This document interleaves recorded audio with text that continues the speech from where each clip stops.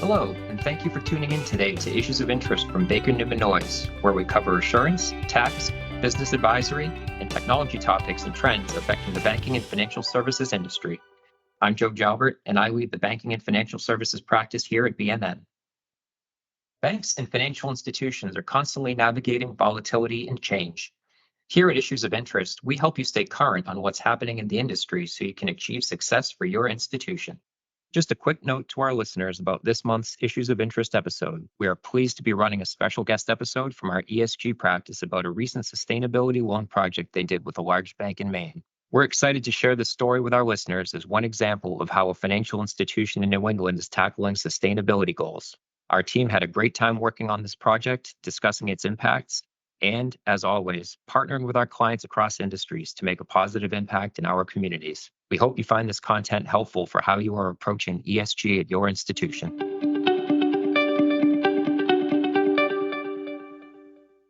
Hello, I'm Patrick Morin, Principal of the Risk Assurance and Information Systems practice at Baker Newman Noyes, and I lead BNN's new ESG Services Group. I'm here today with my colleague Kirsten Dion, who is a senior in our assurance practice at BNN, and our special guest today is Neil Kiley, CEO at Androscoggin Bank.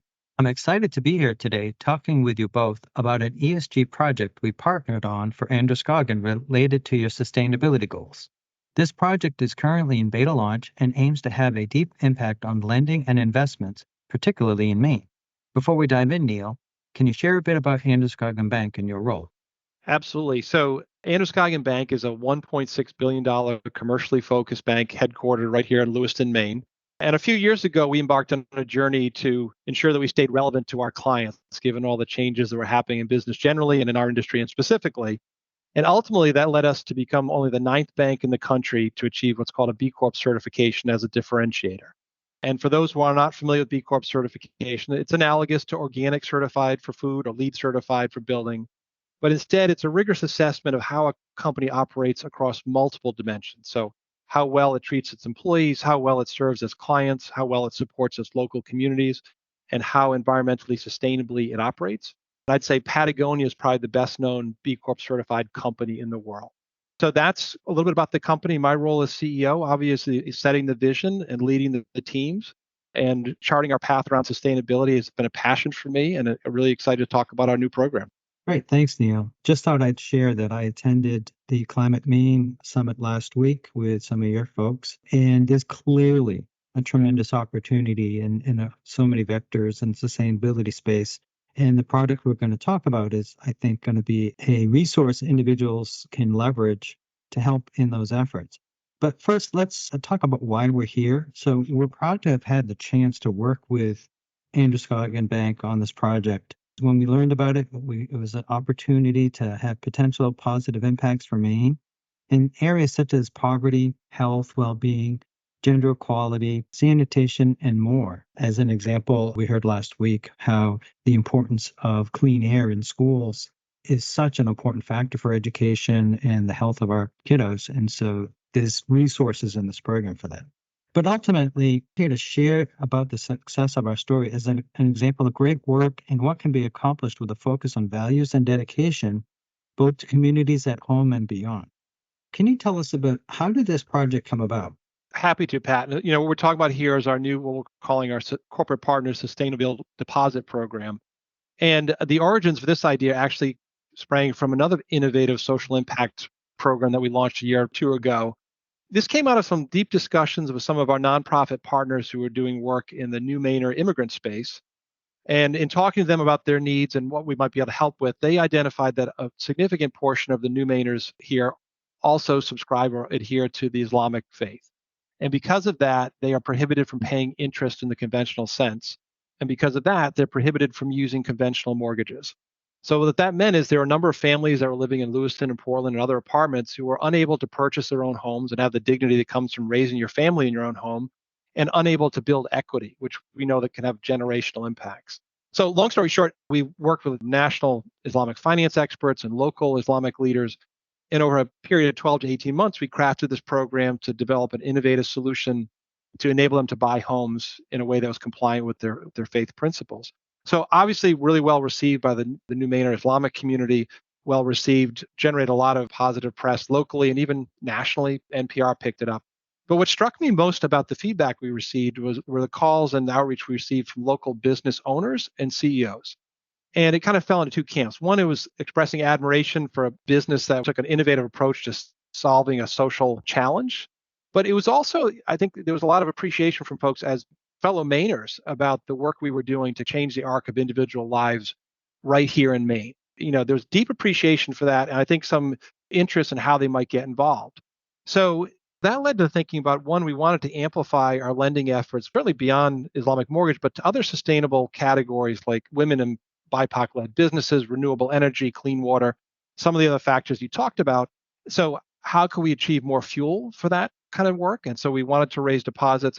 Two, though, we saw this as a really unique opportunity to engage like-minded companies and corporations to participate in that work and to participate in the impact as well. So we conceived of this program of a sustainable deposit program where corporations could very easily and with a lot of flexibility dedicate their surplus funds to this program, and in turn to help have a direct impact. We would take those funds and we would commit to lending them within the 17 categories of the UN Sustainable Development Goals among those categories we just talked about.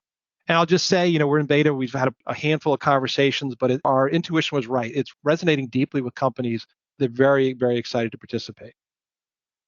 Great. So tell you a little bit about how we approach the project. Let me first tell you how it even got to us. You had reached out to one of my partners, and on initial receipt of your inquiry, it was unclear how we could serve you because it didn't fit the mold of anything we typically do.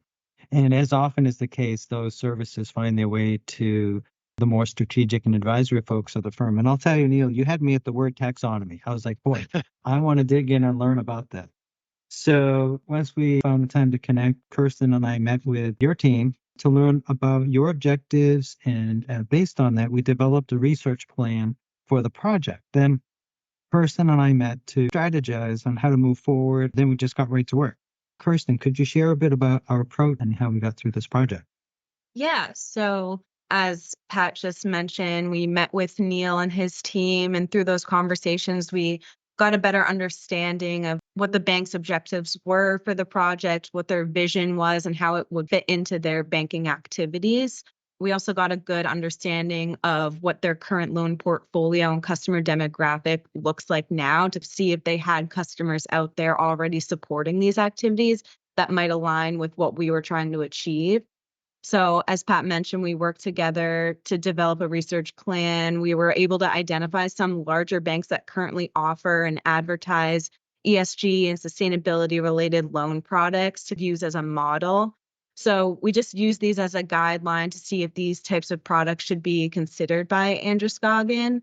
And then from there, using large language model tools, including Chat GPT and Microsoft's Copilot, we did additional research to identify more specific loan types for consideration. Then as we were able to drill down, that information gets more specific. We tabulated sets of loans that would fit within these various categories from the United Nations Sustainable Development Goals, things like affordable housing, sustainable agriculture, and energy efficiency. And for each, we broke out the loan attributes such as qualification criteria and related sustainability objectives. Then we summarized this data into a framework that would hopefully support the bank's programs and activities. Thanks so much, Kirsten. That was great. Curious, Neil, if you could share how the bank's experience was.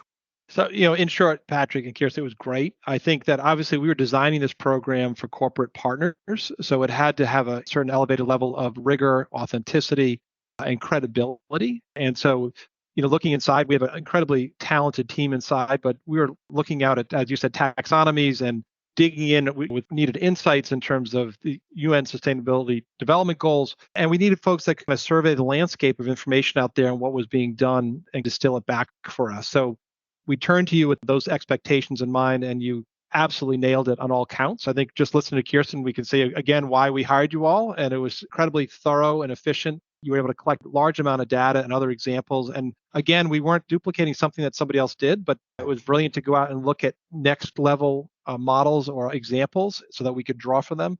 So it was a fantastic experience in that regard in terms of the data and the output, but also just collegiality. I mean, we were working on something new, and you all were willing to roll up your sleeves, and you had the passion to help us bring this to life, which was just made it a lot of fun as well.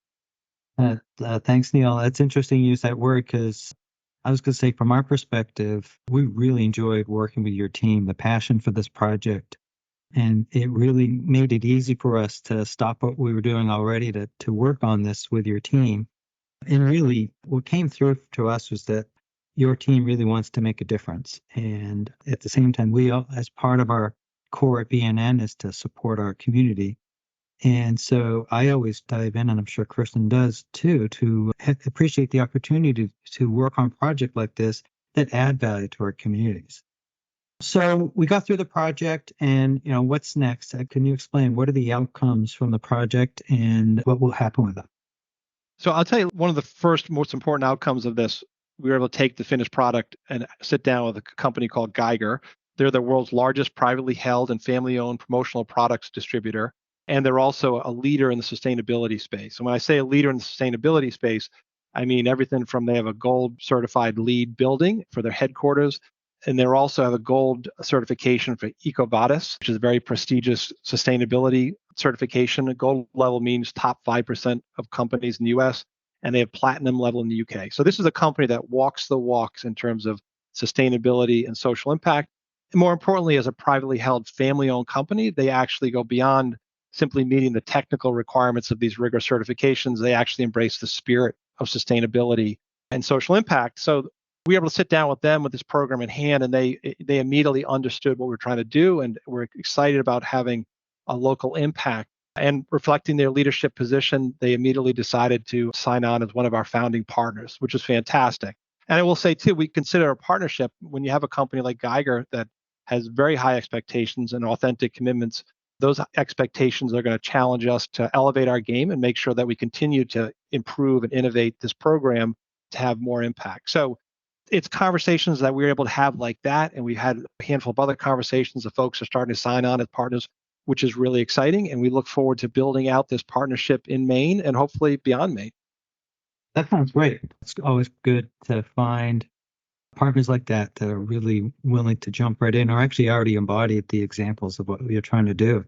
One thing that I have learned since doing this project and being a bit involved with ESG for the past few years is it's not as mystical as it sounds. If you just listen a little bit, it's oftentimes subtle changes or just a change in perspective. And so what I appreciated about this is this project gave us an opportunity to work on a really unique project that's going to be locally impactful.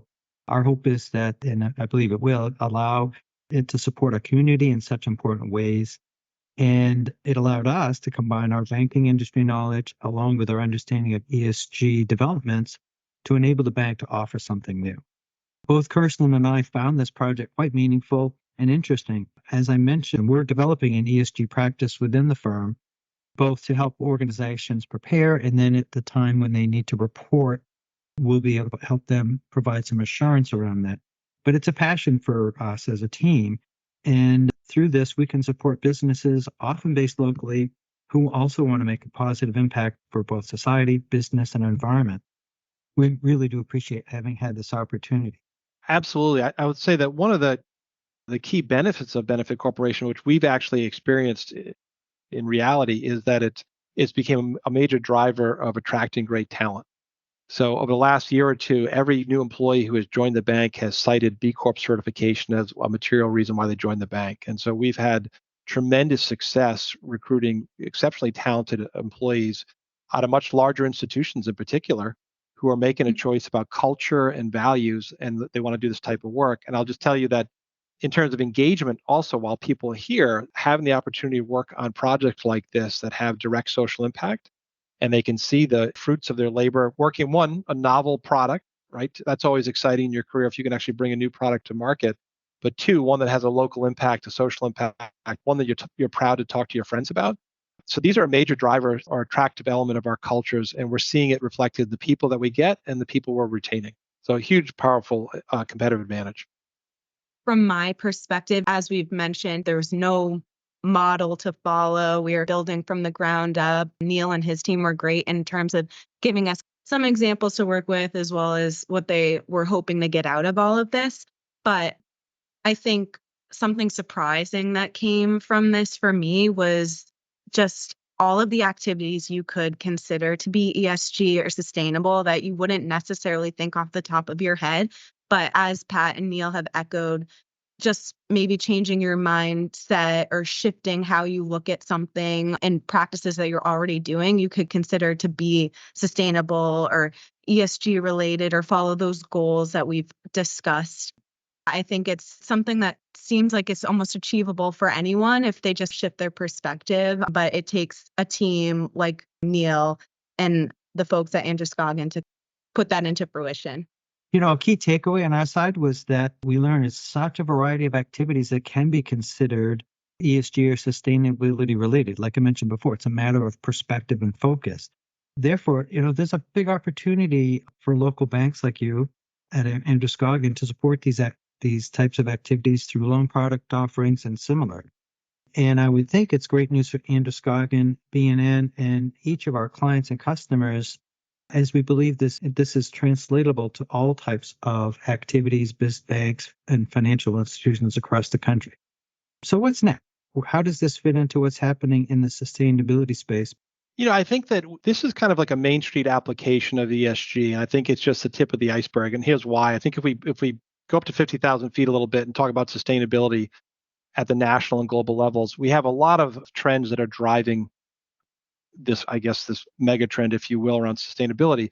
The first is demographics. We have a younger generation that are aligning their purchases of consumer goods and other services with their values, and they're very focused on sustainability and social impact.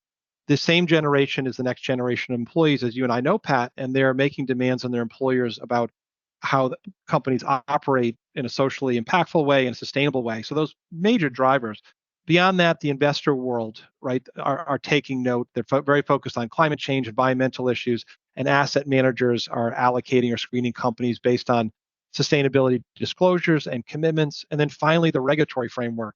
The EU is far ahead of the US in terms of disclosures and compliance requirements, but we also have California in the United States, and then we have the SEC, all, at the very one end, just clarifying and putting strict requirements about disclosures to prevent pinkwashing, greenwashing, and then moving out on the continuum and actually requiring affirmative disclosures about certain things. What people in Maine may not realize, on Main Street businesses, is that if you're a company of any size nationally, you probably are touched by the EU's regulation, SEC, or California. And so what's happening is I'm not going to say they don't have a choice, but separate aside from whether they are pursuing ESG for their own reasons, they're going to be forced to comply with a lot of these disclosures and regulations. And what's happening is they are cascading those commitments down to their supply chains. And what's happening in Maine is companies are waking up realizing that the larger companies, national companies that they sell to, are now requiring them to disclose and make similar commitments. And we're seeing that happening in Maine. And I would say, I want to put a caveat on this. This is not as though this is being imposed on companies against their will. I think what most folks in Maine are waking up to, as you just said, Pat, is that we already operate this way, right? I mean, Maine is known for environmental stewardship, and we are pioneers in it. We've cleaned up our rivers. We take, we're proud of our pristine forests. We live this way. The Gulf of Maine Research Institute's a leader on climate change studies here as well. The same thing in terms of how we treat our employees in Maine. Small businesses are the backbone of philanthropy and community support. We already do this, right? What this really is a way of us, starting to talk about how we do this or formalize how we do this and report out for some of the larger suppliers and larger organizations. And I think for us as a bank, we're dedicated to space. We have the internal expertise. I have a background in renewable energy. I was a large-scale wind and solar developer. So we speak the language. But I think Main Street companies are going to, as they take their natural inclination to operate this way and they translate it into disclosures and commitments, there's going to be a tremendous need for outside expertise like for you and Kirsten to help bridge that gap. Yeah. So I think that it's a really exciting time to be in this space in Maine. It's really on the cutting edge. We're seeing this kind of mega trend starting to hit locally. There'll be a lot of opportunities to convert this into business opportunities and to make this accretive and to drive and grow their businesses here. And really exciting for us as a bank. And I think for the companies to have you all as trusted resources to take advantage of this huge opportunity. Thanks, Neil. Your comment about the current generation being focused, my two older kids absolutely make decisions about who they do business with based on the organization's sustainability disclosures, and particularly their business practices and maybe investments that they hold.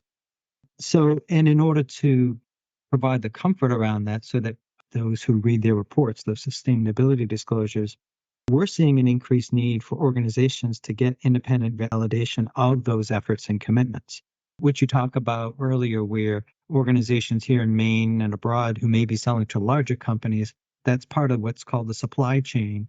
And they're in the circle that's called Scope 2 disclosures relative to the large companies that have their own disclosures, Scope 1, which is their direct impact, and then Scope 2 is the impact of their supply chain and the like.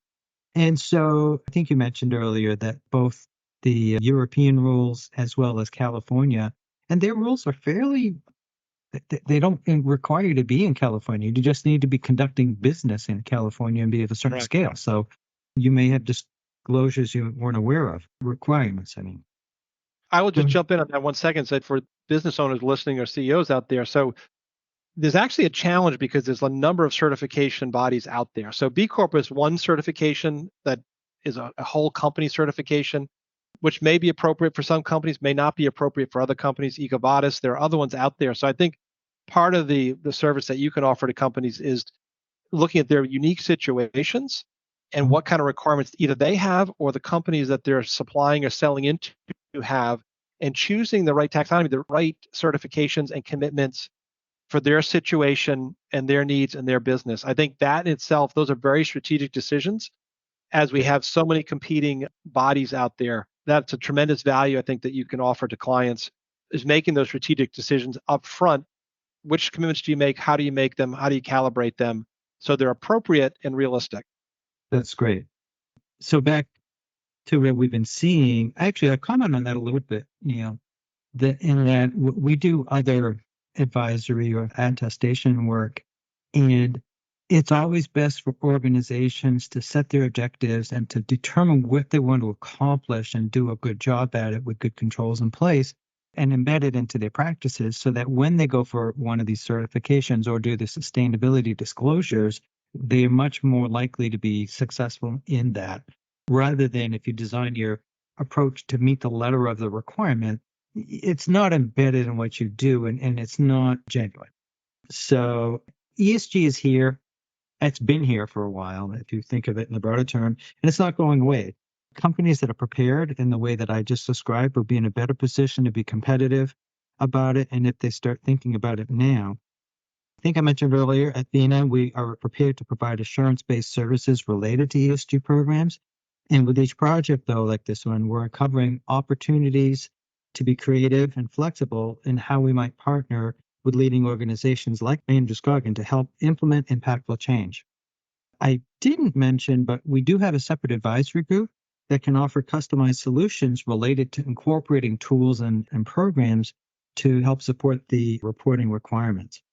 Kirsten, I was curious, did you have any other thoughts you'd like to share about anything we've talked about so far? No, everything you guys have brought up, it's been pretty spot on for what my experience and being involved in this project was. I think ESG is something that is becoming more and more important. And like you touched upon, it's here, it's not going away. And it's something I think that a lot of our clients that we serve should really start looking into in a way that Androscoggin has already, and they could be a great model for them. Great. So, as we've been talking, and one of our objectives in this conversation this morning is to point out that organizations looking for support with their ESG programs don't really have to adhere to a cookie cutter approach to the services and still achieve a positive outcome. We can be flexible and we can be creative and figure out a way to get you there. Neil, anything else you'd like to add? I'll just say, one final plug for your team is that other business owners and entrepreneurs, I actually started my career as an entrepreneur, so that's the way I think. So one of the things I particularly appreciated was your ability to step up and take a concept, a new concept, a novel concept, and to take it to fruition in a really fast and effective way. I think that's unique for outside consultants. This was definitely not a cookie cutter approach, and you moved very quickly and very flexibly and very entrepreneurially. So that it was a great experience. Great. And Neil, would you to share how listeners can get more information about your products? Yeah, absolutely. This is how we roll around here. So for any of our corporations out there that want to learn more about the bank or the program in particular, feel free to send me an email directly. It's nkiley, Kiely, at androscogginbank.com. We're in the relationship business. Always happy to have a phone call, an email, follow-up, or a meeting, especially for folks that are like-minded companies or leaders who are interested in the sustainability space. Great. And if you'd like to learn more about how BNN can help support your ESG assurance and reporting, contact us at info@bnncpa.com. You can also find additional information, articles, and helpful resources at bnncpa.com. Thank you all for listening.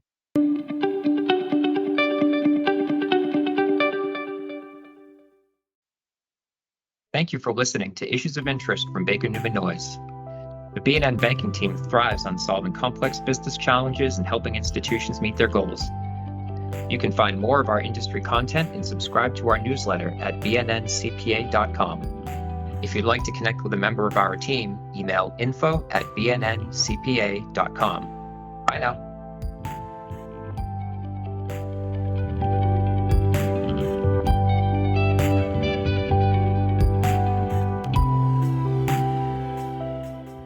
This podcast is brought to you by Baker Newman Noyes. The information contained in this episode is based on data available as of the date of its release. BNN is under no obligation to update this information as changes occur. BNN podcasts, events, and publications are intended to provide general information to our clients and friends. It does not constitute accounting, tax, or legal advice, nor is it intended to convey a thorough treatment of the subject matter. The information in this podcast may or may not apply to your individual situation. Consult a professional for help applying these concepts to your personal circumstances. Please contact Baker Newman Noyes for additional assistance at info@bnncpa.com. More information can be found online at bnncpa.com.